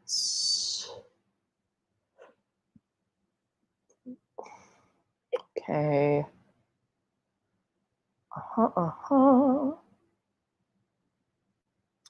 Products. Atmospheric. Okay.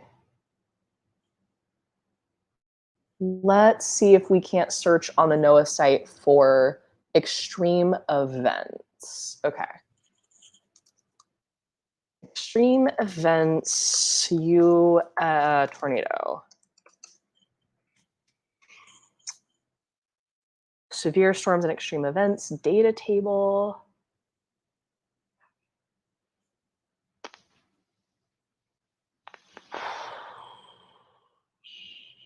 Nah, that's not working. Okay. Maybe. All right, let's jump back because I don't think that's what we want.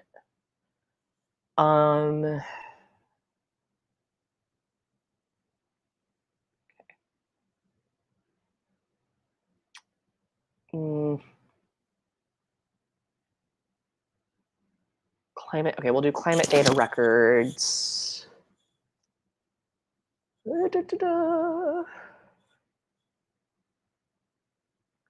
Okay. Okay, we'll see. This is where we were. So precipitation, total solar irradiance, ozone. What's like precip? Okay. Well, I'll stop on this. We'll get back to the video. But my point is, it looks like this is a screenshot with then like they made a graph in a different program and overlaid them. That's what this figure looks like to me, because that NOAA watermark means that that they made that graph with NOAA's online tools, right? They didn't download the data and then make it themselves.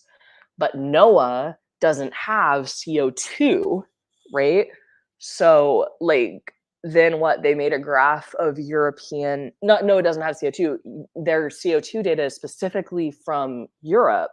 So this graph is all kinds of nonsense is the point. I think they like literally like cut and paste two images and overlaid them like in PowerPoint, right? That is what I think they did. Which is bad plot making, right? I wouldn't be allowed. Like if I did that on a poster or a presentation at a real conference, I would get made fun of so hard. Goodness. Okay, let's let this play. It's a Frankenstein graph. So now like I don't know what to do with this. Because I don't know what to do with this. Because I don't this graph just, like if you ever read a science was like written in Word, or what this feels like is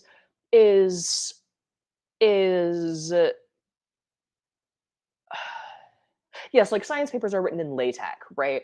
And if you hand me something that was like made in Microsoft Word, I immediately am like, but why? Like, why did you do it that way? That's not the way we do things. Are you hiding something? Is something wrong? Like, I don't trust this. This doesn't look professional.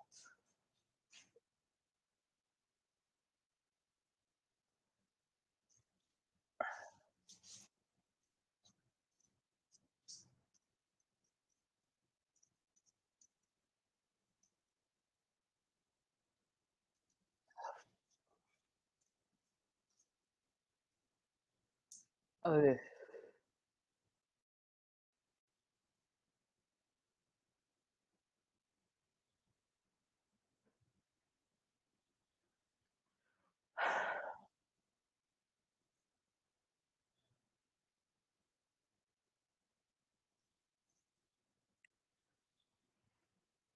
Again, I can't check him because I don't. His graph is his graph is practically made out of construction paper,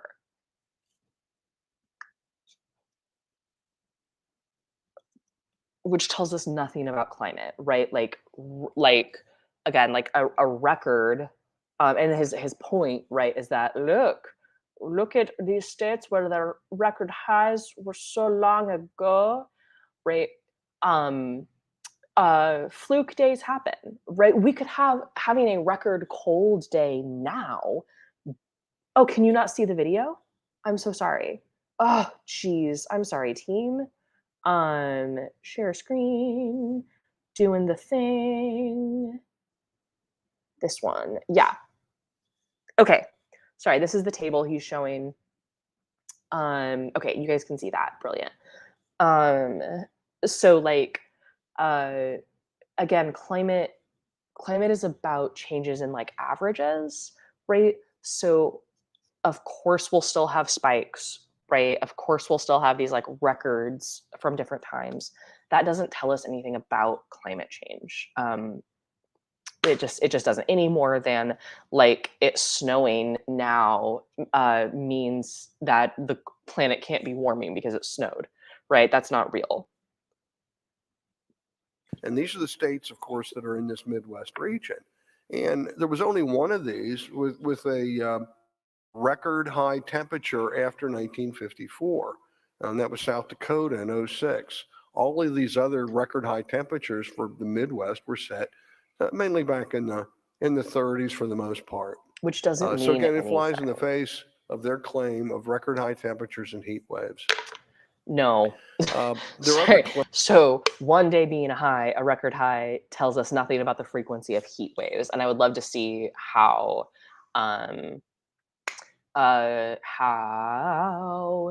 it's defined, right? How you define a heat wave, because there's actually not a consensus definition of how a heat wave is defined in the US.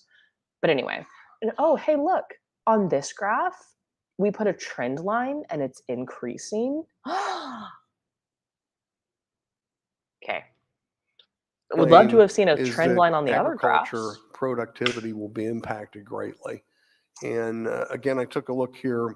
What's actually going on with precipitation? This is Corn Belt precipitation. It's increasing. No, it's not. This is Corn Belt minimum temperature. At it and look at agriculture, the fourth National Climate Assessment actually admits that. Sorry, and also the IPCC. Yeah, there's not the trend line. Notice it's labeled there in red. That is the temperature trend. The minimum temperature is increasing by 2.2 degrees Fahrenheit per century.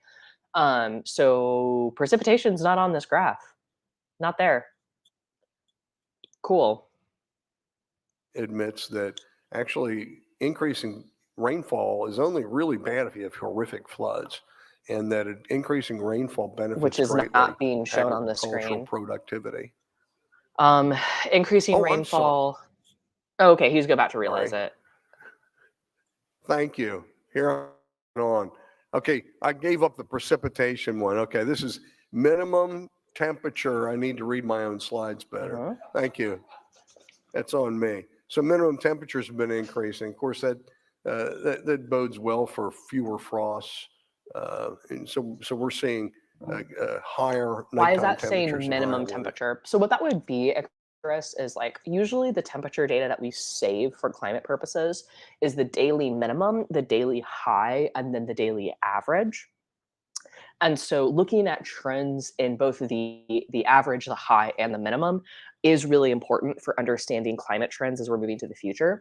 So like a heat wave where the high is 100 degrees and the average is 90, right? But the minimum is 70, feels really different than a heat wave where the high is 100, the average is 95, and the minimum 80. So the minimum temperature, the minimum daily temperature is actually really important for understanding heat wave impacts on like humans. And then also, I'm sure there's impacts on agriculture. I've just heard the talks I have heard talk about it, its impact on like people. And listen, if his conclusion here is that like Minnesota's corn production is predicted to actually be more productive over the next 50 years, that like I like that's fully possible, right? Like there's this kind of bonkers idea right? That global warming and climate change must mean everywhere on planet Earth is hotter at all times than in the past, and for climate change to be bad, that it must be bad for everyone everywhere all the time, right? And that's just not how planets work, right? Um, Listen, Minnesota having a more mild winter sounds kind of nice, right? I bet that sounds kind of nice to them. I don't want to deal with like 10-foot snows. Canada, something like what 70% of Canadians live within 50-mile US border or something like that, right? More of northern Canada being reasonably habitable for humans is probably going to be decently positive effect for Canada.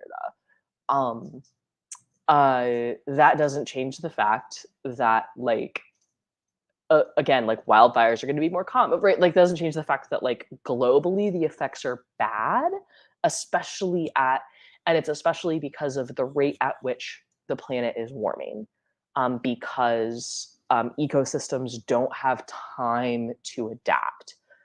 Humans, we have technology, we can live almost anywhere on planet Earth, right?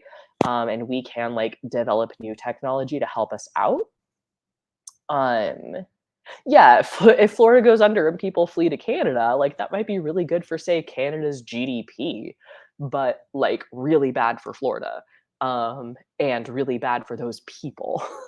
Anyway, so that's what I think his conclusion here is going to be. So I'll just let it.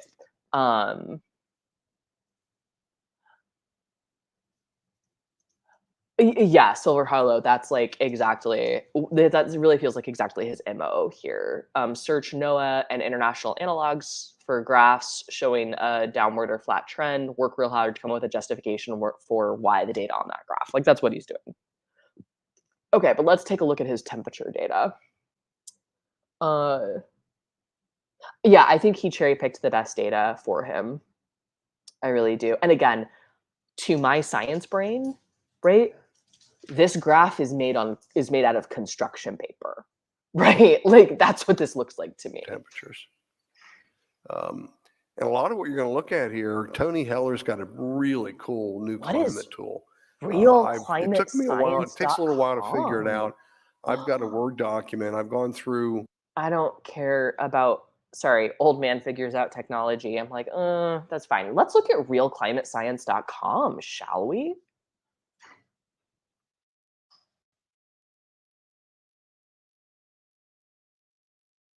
Okay, Real Climate Science.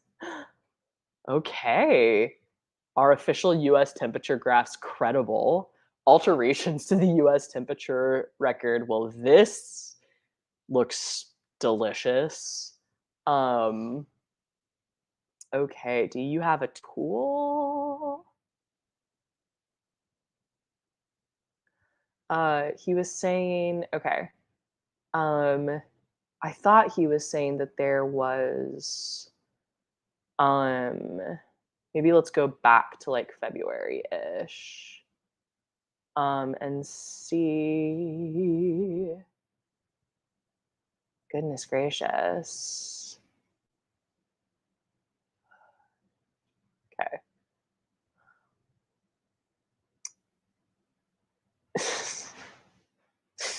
Yeah. They might have taken, I don't know if they took a stock photo. That's definitely possible. Okay, let's see what he says about this website. Okay, there we go. With Tony's help, leading, I can provide that to you, so you can also use these. Because if you look at Tony, he's in his YouTube tutorials. He says, "Well, this is simple," but he flies through at a mile a minute. And so what I've done is go back through and capture the flow of this. And this temperature tool, this is the output we have. Okay. And so this is summertime average maximum temperature. All right. And you can see that summertime average maximum temperature. Okay, let's look at Real Climate Science. a temperature plotting tool. That's what we're looking for. Okay, share this tab instead.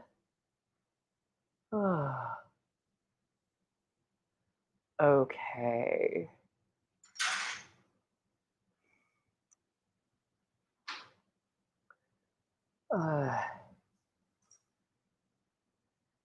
Unhiding the decline for Linux Mac?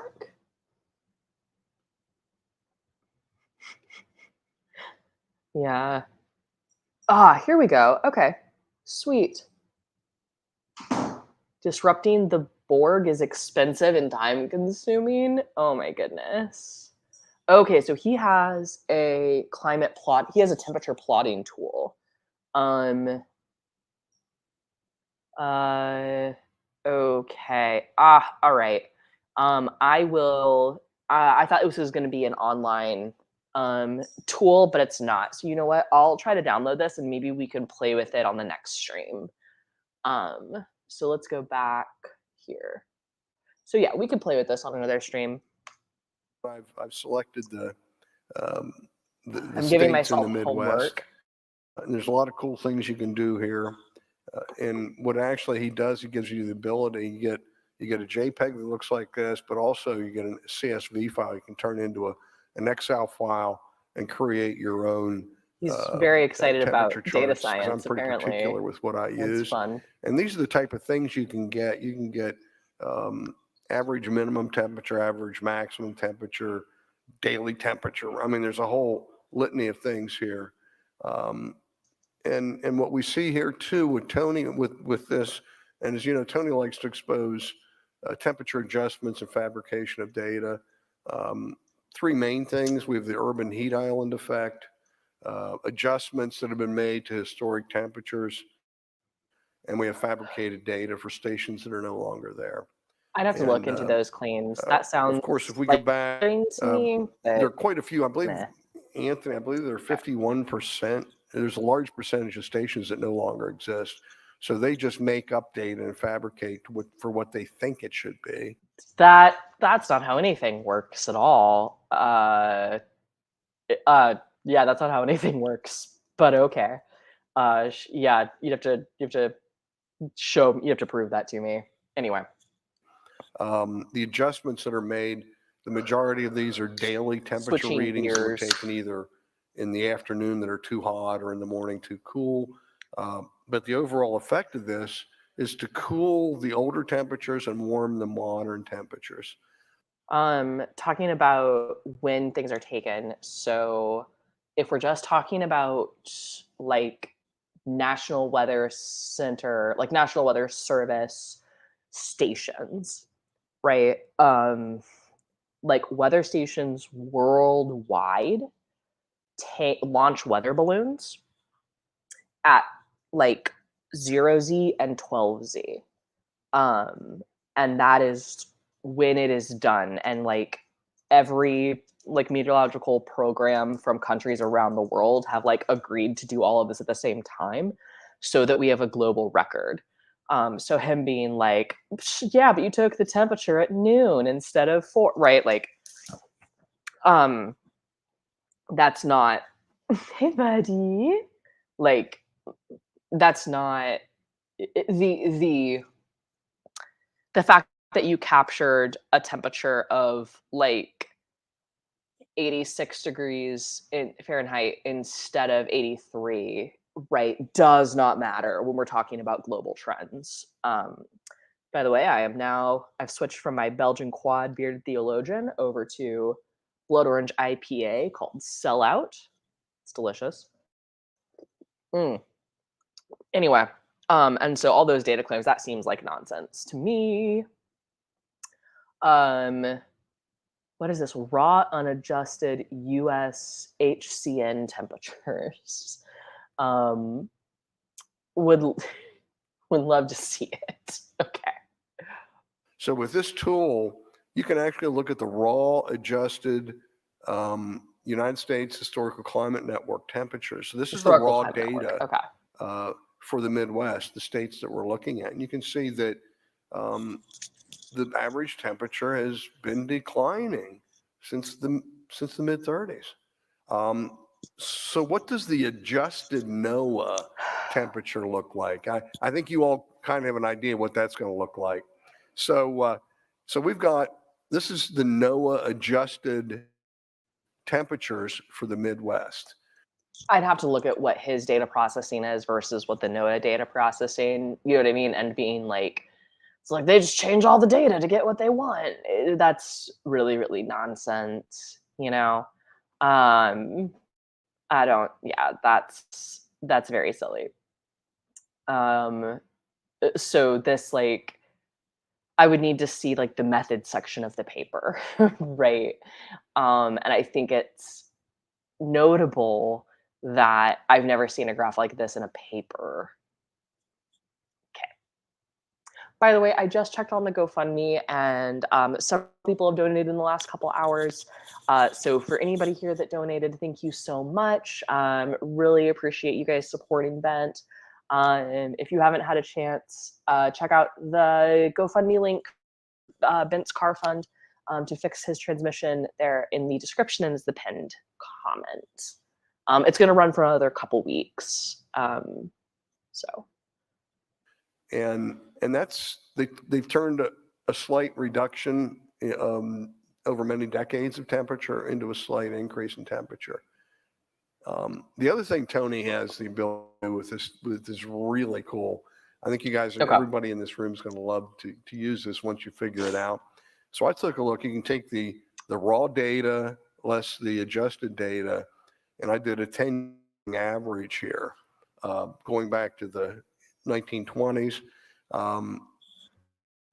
What we find here is up to mid 90s, we had a reduction. The average temperature adjustment was a significant reduction in the adjusted temperature, and the modern data, the adjustments were all okay. Let's see if on climate science site we can look at let's take a look at 61% fake data. Let's look at that. What does that look like?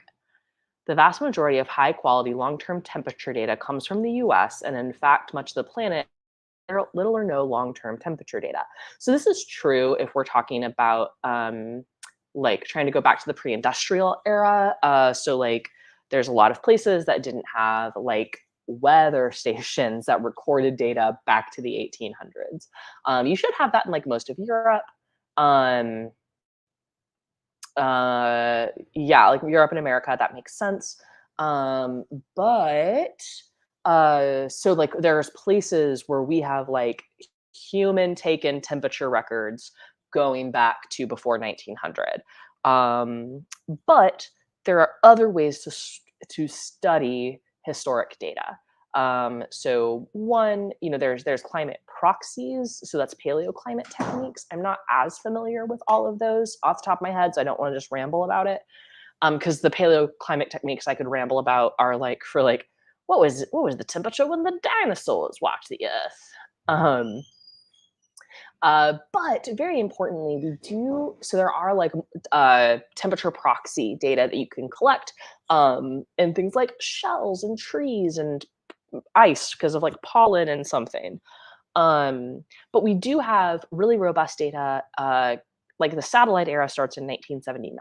So you can think of starting in 1979, we can get a temperature data from everywhere on planet Earth like twice a day, and even more in some places. Anyhow, okay. So he's talking about issues of data sparsity. Like I don't contest, that's fine. In 1986, NASA's top climate scientists predicted the US would heat up 4 to 6 degrees by 2020. Hey, we've got better data now. We've got better data, we've got better methods, right? When we know better, we can do better. And that's kind of the point of science, right? Knows it's increasing. Anyway, okay. Yeah, I don't think we didn't have climate models in 1986, so I wonder what his math was based on. Okay.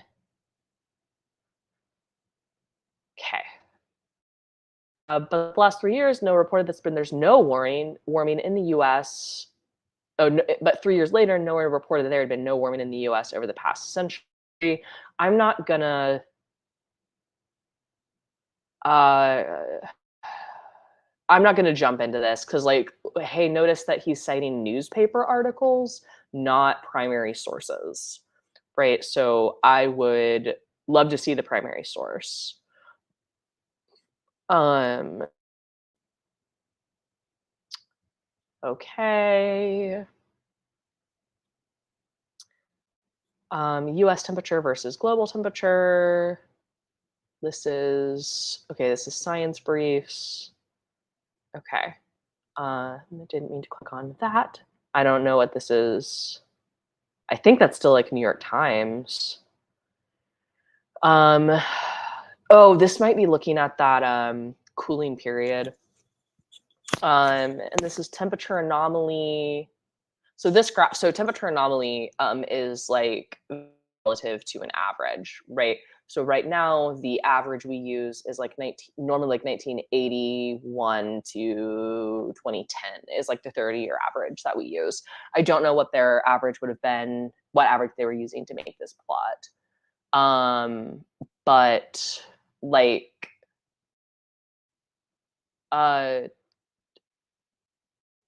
sorry, I'm just kind of like, I'm looking at this. He hasn't cited a single primary source, so I sort of don't, it's not worth looking into for me because I'm not going to look at a secondary source. Their CO2 warming theory was failing badly. No. So they simply changed the data, turning cooling into warming. This happened at the same time as Michael Mann was erasing the medieval warm period. What do you mean erasing the medieval warm period? The medieval warm period is well studied in the paleoclimate community, and we like talk about it.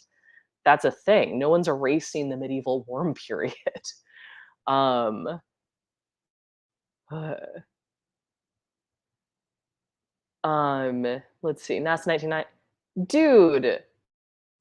Dude, it's okay. Sorry, he's this shifting between two graphs, like NASA 1999, 16, is showing, hey, look, these values that he's circled have dropped, right? Or this one's gone down, this one's gone up. I think that's his point because this is 1930 something, and there it's like 1.5, and here it's a little over 1. Okay, and then this value on the old graph is just shy of 1, and here it's more than 1? Okay, so let's talk about that. Let's talk about those two things and what I guarantee you is the cause of this. Like I said, sorry, these are graphs of temperature anomalies, right? So it's how different was this temperature relative to a 30-year average. Which 30-year average we use does change, right? Like papers coming out now are starting to use temperatures relative to 91 to 2020, right? So we kind of use like the last 30 years-ish, right? That's sort of what we use.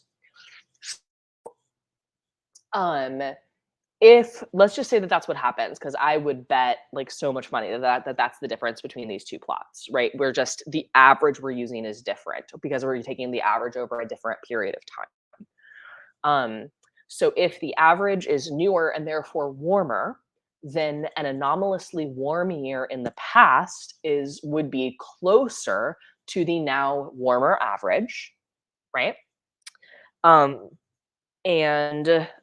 yeah. And then previously anomalously warm years are that, but more recent data, right, might be closer to the average, right? Or is this closer to the average or is this farther from the average? Because it's saying that, okay, so this year in particular, this is like 1999, okay, okay. So yeah, so in this NASA 1999, let's say that they were using, yeah, if like 1999 was in the previous average, right? And then we go to like a newer average, then 1999 might be warmer to that new average. Right. I know I'm kind of like figuring this out, talking out loud on the fly, but this doesn't mean that they like change data in the past. It's just relative to a different mean value, would be my guess. Um, yeah. Uh,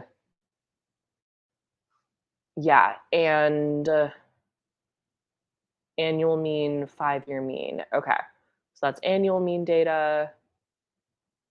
Um, Temperature anomaly in degrees C. Oh, geez, it's after 10, and I'm just looking at data, aren't I?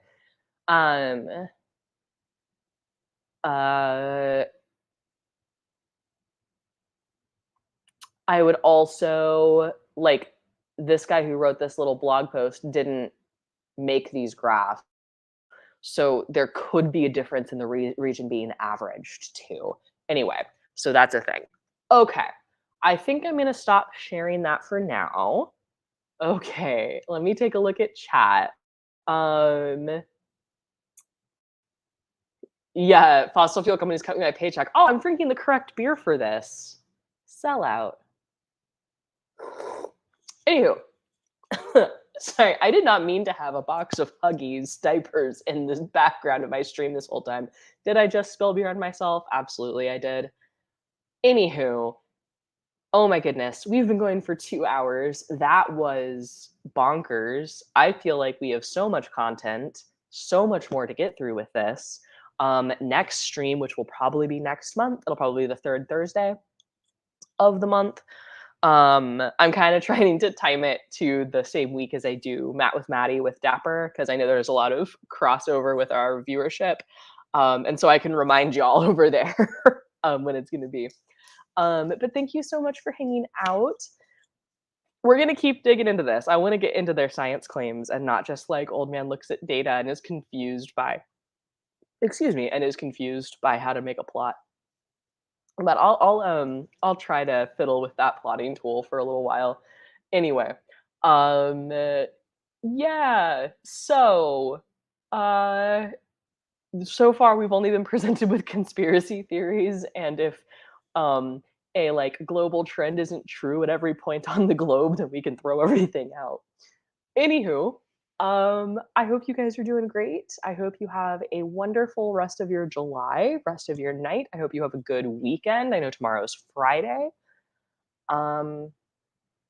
Yeah, and if you've got a few bucks to spare, check out that GoFundMe. But with that, I think I'll let you guys go and have a great night. Okay, thanks so much for joining, team, and I will see you, I guess, next month. Okay, bye. Click the button.